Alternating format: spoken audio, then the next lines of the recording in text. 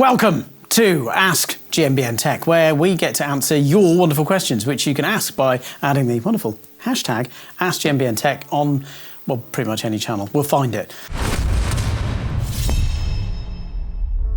So yeah, you've got a question now, a quickie, I believe. Okay, yeah, let's dive straight in. So the Willie family says, I've noticed a trend in social media of riders dropping their bikes and there being no bounce when they do so. What are they demonstrating? Thank you from Nathan. Yeah, they're trying to demonstrate good suspension, although I think this is a bit questionable. I did this recently with my new propane Hugene on social media and it sparked much debate about what it was proving. Basically, athletes like to drop it to demonstrate that it doesn't bounce, as therefore the rebound and the compression is all set up perfectly to not bounce a rider off, and it's absorbing as it should be. However, that bike has no rider on it, so it kind of becomes a different kettle of fish once a rider is actually on it. And also there's a lot of personal preference, because that only demonstrates one thing. It doesn't actually demonstrate how it would feel out on the ride, and we all know that feel in suspension is subjective, right? So what does it prove? Not much, to be honest. Okay, great question here. It's a bit of a long one. Well, the question is quite short. It's, why won't my tubeless tyres hold air? That is a long question. It is. I should say it's from Stevie J, right, wherever that could be. We've got to be systematic, essentially, and I guess just a flag to start with, you might need to completely redo your whole tubeless setup, so you need to prep for that in terms of potentially need to get rim tape, or just check you've got it, check you've got a spare valve core, possibly a spare valve. I mean, more tyre sealant is a kind of obvious one, but potentially you're going to need a new tyre too. So yeah, systematic approach. What we're going to do is we're going to look at the whole tyre. So pop your bike in a stand, have a look at the tyre, look for any cuts that haven't sealed up. You might need to plug those. If you've plugged stuff already, maybe that worm or the little sort of plug is a little bit loose, so you might need to add a plug.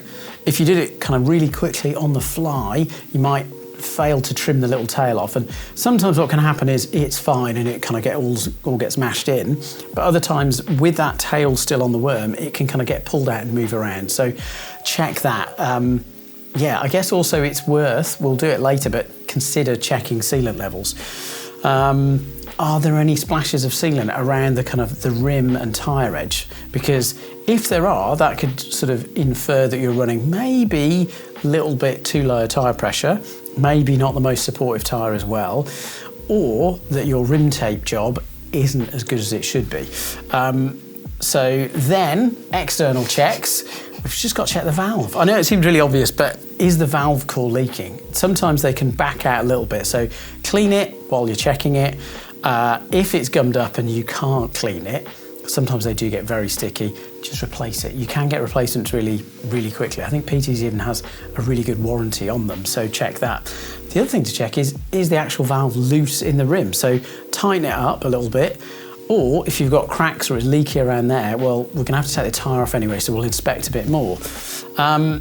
Before we take the tyre off, we can check the sealant level. So you have to kind of like support, and there's a bit of faff with this if you haven't got a bike stand, but if you've got a bike stand, it's easy.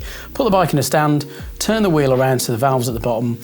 After you've let all the air out, take the valve core out, get a 2mm, possibly a 1.5mm, and just use it like a dipstick, like a hex. A zip tie, yeah. No, a hex wrench. Oh, okay. Yeah, and you can just use it literally as a dipstick, and you can see how much is in there. Before you just pour loads more in, some sealants coagulate and turn into small animals or small blobs. And if you're just sloshing more and more in, it's not the best recipe. It's just another flag. Like, if you know when you've topped up last and you know what sealant you've used, well, you can add a little bit more, but it's probably worth just taking the tyre off and having an inspect. So, right. That's all the external factors done. Are we all still on page? Yeah. Okay, yeah. great. Are we moving on to the tyre now? We are. We've done the tyre. We're going to pop the tyre off and we're going to inspect the inside of the tyre, because maybe there's another hole that you've not seen on the outside. So check the inside of the tyre. Now, I think if we've worked through all these steps, and I know I fired a lot of information at you, it probably is only two things left, and that's rim tape, probably not enough, or it's been damaged, and also probably the valve. So often the valves have got a nice little rubber seat that when you kind of fit it into the rib, often they are specific for different rim profiles. So if you've used one that's not specific and you were meant to, that could be where it is. Or if you've over-tightened the valve thinking that'll seal everything up, that could be another source of it leaking, and where you might have split the little rubber seat. So check that. You might have to replace the whole valve. You can get replacement little rubber gussets or little bumpers, so you can try that as well. Yeah, it's probably time to redo the tape, reinsert the valve, and then go from the off. But do a dry run first and check. So I know that's a lot of information, but hopefully we've worked through all the steps where your tubeless setup could be leaking. Can I add one thing though? Get stuck in. Is that if you have flyweight tyres like XC tyres, sometimes they can be quite porous and they do just let air out, especially if you store them in a hot place like a garage, or if you ride in a hot country, air will just come out, and it might just have to be one of those annoying things that you can't fix. But maybe you could check the wheel in a bucket of water, see if there's any immediate air bubbles coming out to sort of sort that. If that's the problem. But anyway. All right, my question's from one of our regular commenters, actually, Tim Sadler. Tim, I thought you knew everything and you're asking us a question. Thank you, anyway. He's asking us, I'm going to cut down the questions quite long, but effectively he's saying that he's watched Val d'Isole, the downhill racing, and there was a lot of talk about cut spike tyres, which is mud, which would be good for mud and surviving the routes in the Val d'Isole course. And he said, if there is a need for such tyre, why doesn't it exist? It kind of does with some brands, but maybe not others. So maybe that goes some way to explaining why some will use it. So I've got a tyre here. Now this isn't a mud spike. This is actually more like a cut down mud spike, effectively.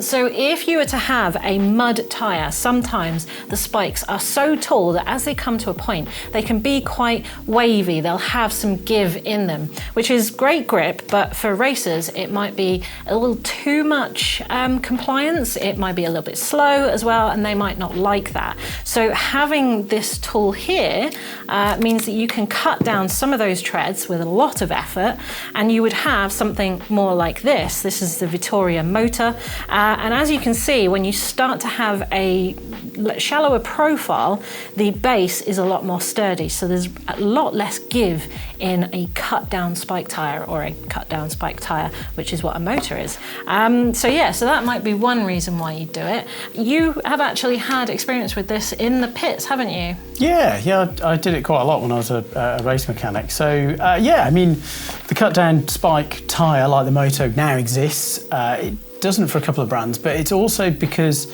racers are really quite picky. So as you know, some brands have got intermediate tyres, but a cut spike offers a lot of customization. So it's not just a kind of matter of like halving the top of the spike effectively. It's a little bit more in terms of they're going to be doing that to the rider specification. So maybe they'll be running a taller but still cut spike on the front and maybe less on the back. Riders can get really, really specific.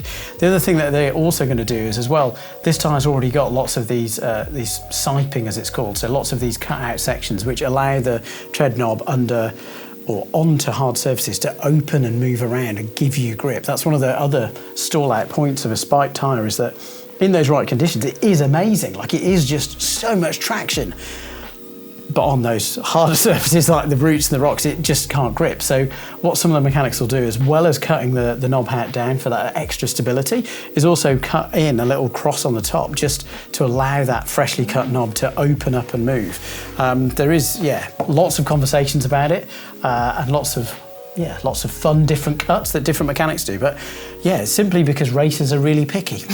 Interesting question here from Lauren Timbert. I think I'm saying the name correctly. I always stumble. Laurent Imbert. Much better. He's got an issue with when he bleeds his SRAM Guide R brakes, he finishes by compressing the oil in the lever to obtain a nice, smaller lever travel before it reaches resistance.